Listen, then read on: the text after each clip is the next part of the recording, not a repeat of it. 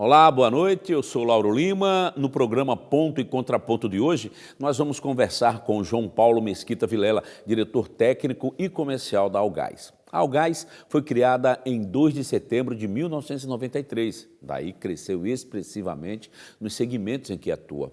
Desde a fundação, alguns atos marcaram a história da distribuidora alagoana. E é sobre esse assunto, desafios, projetos de futuro, que falaremos a partir de agora. João Paulo, boa noite, seja bem-vindo ao nosso Ponto e Contraponto. Boa noite, Lauro. Obrigado pelo convite. É um prazer estar aqui podendo falar um pouco da nossa Algás e do cenário do mercado de energia, né, e como isso se insere na vida dos alagoanos. Bom, são 28 anos completados daqui a pouquinho. Né? No próximo dia 2, daqui a pouco mais de uma semana.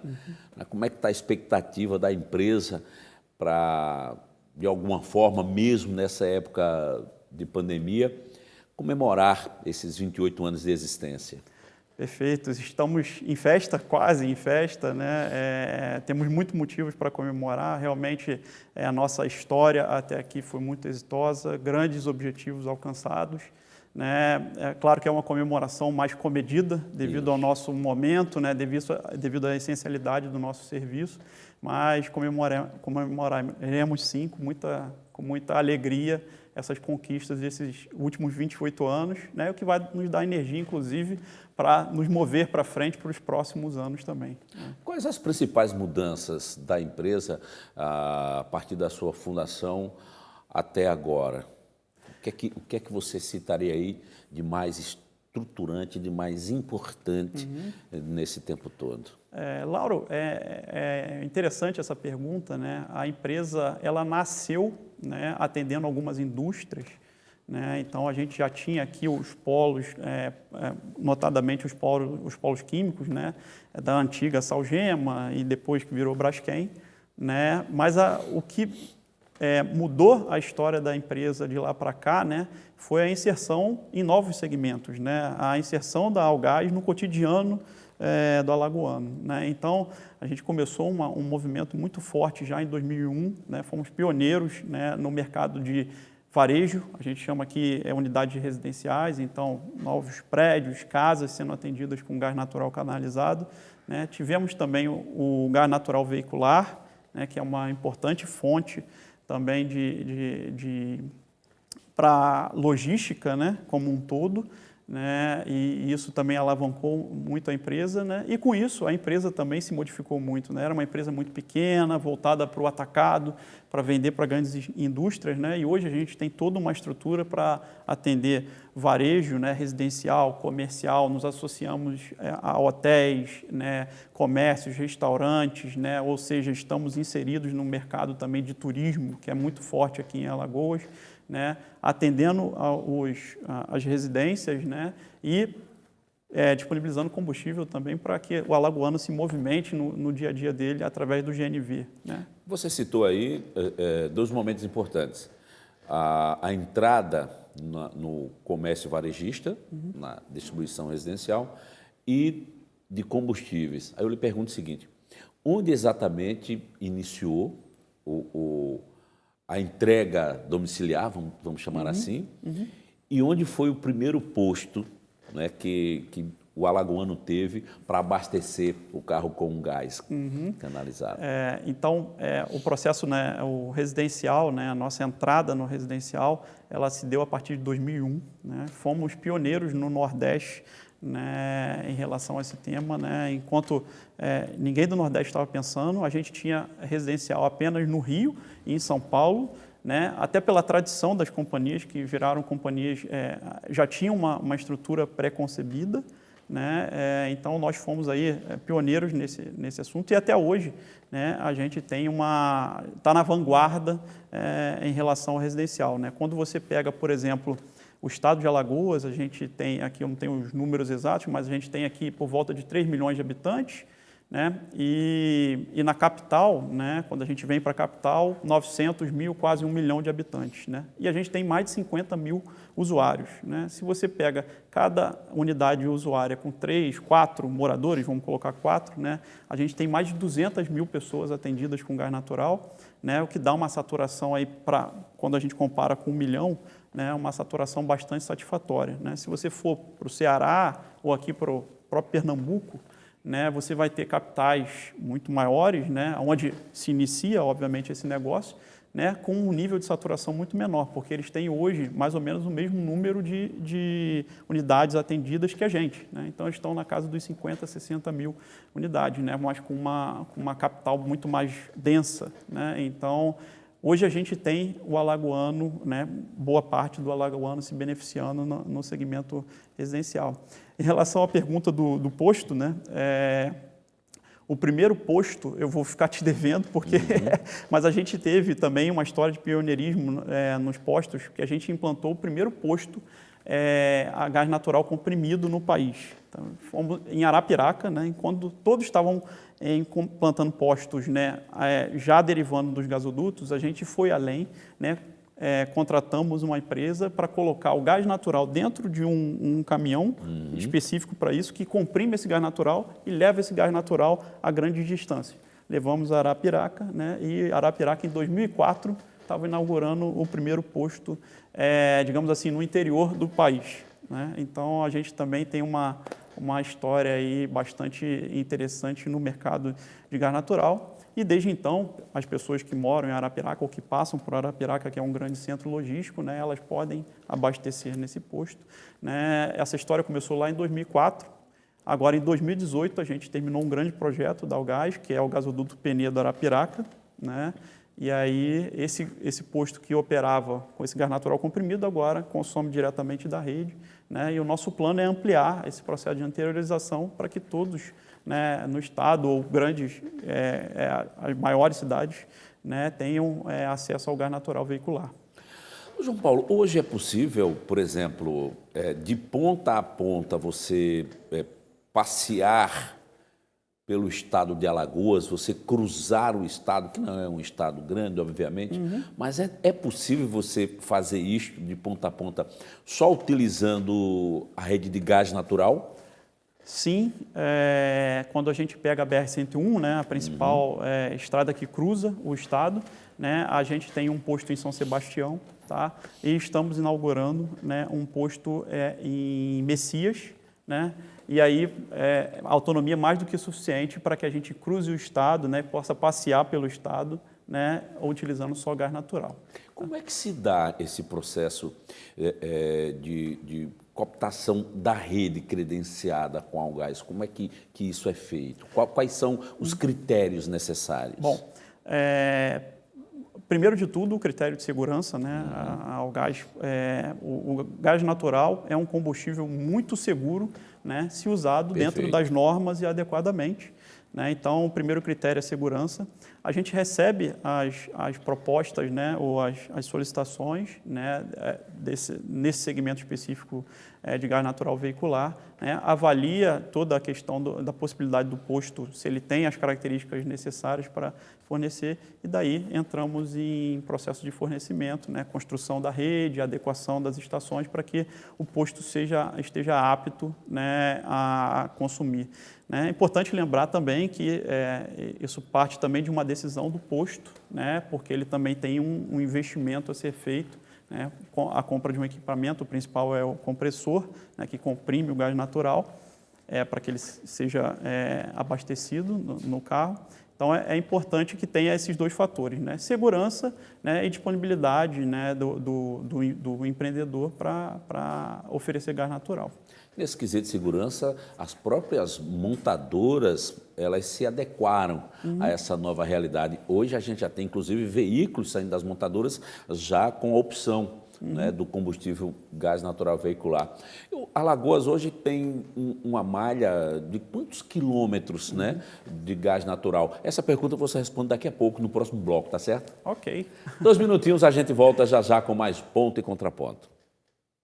Muito bem, estamos de volta com o nosso programa Ponto e Contraponto. Hoje, falando da Algás, a distribuidora de gás natural aqui do estado de Alagoas, genuinamente alagoana, e conversando com o diretor técnico da empresa, João Paulo Vilela. E no finalzinho do bloco anterior, João Paulo, a gente falava exatamente, eu perguntei sobre a malha, né, do nosso gás natural hoje no estado. Como é que nós estamos nesse sentido aqui atualmente? Perfeito, Lauro. Hoje a gente tem 560 quilômetros aproximadamente de gasodutos instalados, né, divididos em dois tipos, né, aço, né, que é um gasoduto com maior diâmetro, né, resistente a pressões mais elevadas, né, que a gente usa para levar da onde a gente recebe o gás natural até os grandes centros, né. E aí, quando chega nos grandes centros, a gente faz o adensamento, a ramificação desses gasodutos com uma outra tecnologia. É um plástico, né? É polietileno de alta densidade, né? Que resiste também a pressões, né? Mas aí os diâmetros já são menores, né? E as pressões também são menores, né? Isso tudo é dimensionado para a gente atender, né, todos os públicos da melhor forma possível, né? Então, os industriais, a gente está falando de gasodutos mais robustos, enfim, que provavelmente atendemos com aço, né? E quando eu falo dos clientes residenciais, eu já estou atendendo com uma outro tipo de tecnologia, que é a tecnologia de polietileno de alta densidade. E como é que funciona essa rede toda, quer dizer, essa interligação, inclusive, com outros estados? Esse é um outro aspecto, né? A gente tem no gás natural algo bastante semelhante ao que a gente tem na energia elétrica, né? Então, a gente tem os grandes centros de produção, né? No caso da energia elétrica, seriam as usinas hidrelétricas, né? No caso do gás natural, são os campos e poços de petróleo e gás natural, né? Depois disso, a gente entra para uma etapa após processamento desse gás natural, né? Numa mini refinaria, digamos assim, né? A gente entra numa etapa de transporte. Então, são gasodutos com grandes diâmetros, resistência a grandes pressões, para levar a grandes distâncias. Esses gasodutos percorrem todos os estados, né? Então, por exemplo, a gente pode ter gás aqui saindo lá do pré-sal da Bacia de Santos, né? E percorrendo todos os estados, chegando até o Ceará, que é o último ponto deles, obviamente passando aqui por Alagoas, né? E aí a gente tem alguns pontos de interconexão nesses grandes gasodutos, onde a gente começa e inicia o nosso processo de distribuição, tá? E como que funciona o processo de cogeração e geração de energia a partir do gás natural? E como é que nós estamos aqui em Alagoas em relação a isso? Quantas empresas? Se residencialmente também é possível se fazer isso? Sim. Esse ponto é muito importante, né? Essa é uma solução que a gente quer divulgar mais e colocar, né, à disposição, né? É uma outra solução que a gente tem, né? É importante aqui, a gente trabalha muito quando associa o gás natural à cocção, né? Ao fogão, enfim. Mas a gente tem outras oportunidades com gás natural, né? Que é a questão do aquecimento de água, né? Então, quando você pega um chuveiro elétrico, né, e compara a eficiência dele com o chuveiro a gás natural, você vê que a eficiência do chuveiro a gás natural é muito maior, né, e acaba se tornando muito mais econômico para o usuário final, né? A mesma coisa a gente pode aplicar a climatização, cogeração, né, ou própria geração, né? E a gente tem alguns clientes que já estão comprando essas novas soluções, né? A gente tem postos de combustível, a gente tem hotéis, né, supermercados, né? Então tem uma ampla gama de clientes, né, que inclusive dependem desse serviço de climatização, por exemplo, hospitais, né, que é um cliente bastante sensível, né, não pode parar, enfim, mas que já apostaram nessa solução de climatização e estão muito satisfeitos. Então, aqui é uma oportunidade para a gente falar um pouco mais desse mercado, né? E a gente está sempre trabalhando e disposto, né, a colocar no mercado essas soluções. Eu vejo também que o mercado da construção civil, o segmento da construção civil, já tem também se adequado a essa realidade. Alguns empreendimentos mais novos, alguns lançamentos recentes e lançamentos futuros já vêm com essa rede de gás natural, inclusive para aquecimento. Isso. Né?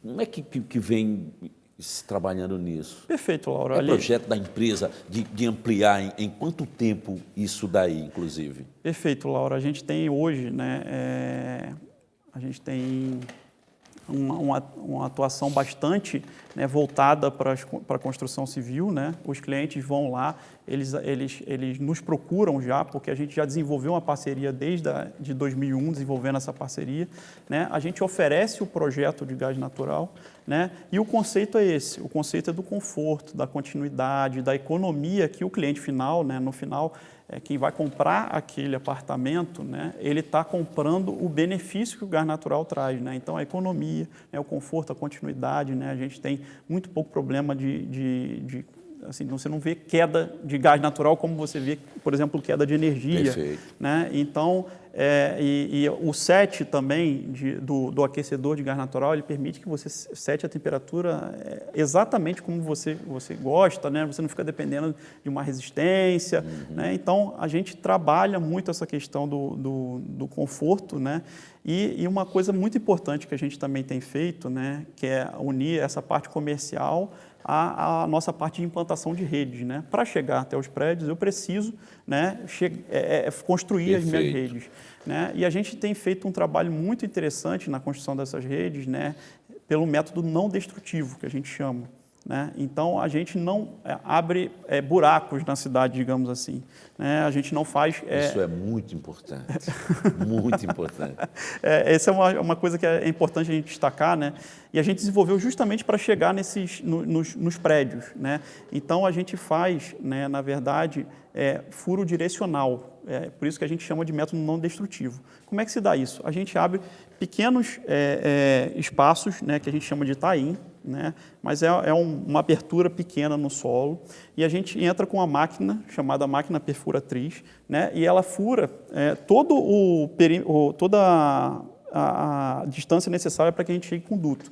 Né? Eu, então, posso chegar a 100, 200 metros com duto sem fazer nenhum tipo de impacto na rua ou na avenida que seja. Né? Então, daqui a 100, 200 metros, eu tenho um outro tie-in, né? Recebo essa coisa e depois passo a tubulação. Né? Isso reduz muito o nosso impacto na hora de execução da obra. Tá? Né? E eu consigo chegar ao cliente de uma forma muito mais confortável, né? Sem gerar aquele transtorno de a rua interditada, enfim. A gente tem adotado algumas outras questões também, obras que a gente vê que são muito impactantes. Por exemplo, se eu pegar a Fernando de Lima, eu tenho uma agora prevista para iniciar esse ano ainda, na Via Expressa, né? A gente tem feito à noite. Ano passado a gente fez uma na Rotary à noite também. Com essa metodologia, para não criar, né, nem buracos e nem valas, né, e fazendo à noite para evitar a questão do trânsito, para que a gente traga efetivamente o que o gás natural e a energia traz, que é o conforto. Tá? Perfeito. Fala um pouquinho de projetos sociais, João Paulo. A Algás tem pelo menos dois bem conhecidos, que é o Arte no Prato e o Calçada Verde.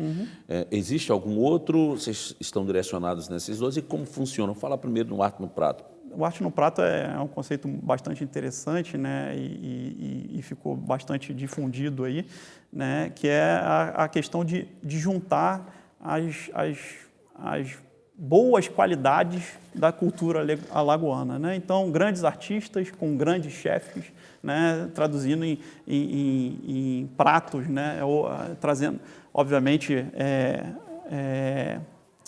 cozinhados, né, com gás natural, né? Então que isso traz toda aquela sensação de conforto, né, que o gás natural pode trazer à cozinha alagoana, né? E também um apoio à cultura alagoana. Né? E depois a gente tem o Calçada Verde, né, que a gente, mesmo empregando esses métodos não destrutivos, a gente tem consciência dos impactos que causamos, né? E uma forma de mitigar isso, né, é com esse projeto do Calçada Verde, que é plantando árvores, deixando Maceió uma cidade mais arborizada, mais confortável para a gente transitar. Né? Então, acho que esses dois projetos são bastante interessantes. Você teria números, por exemplo, quantas árvores já foram plantadas? Ou pelo menos uma média, não precisa ser número exato, fechado, de quantas árvores já foram plantadas dentro desse projeto? Sim, a gente tem uma média de mais de 100 árvores por ano. Né? Então, a gente está com um nível de plantação bastante acelerado. É um projeto em parceria com o IMA, o Instituto de Meio Ambiente do Estado.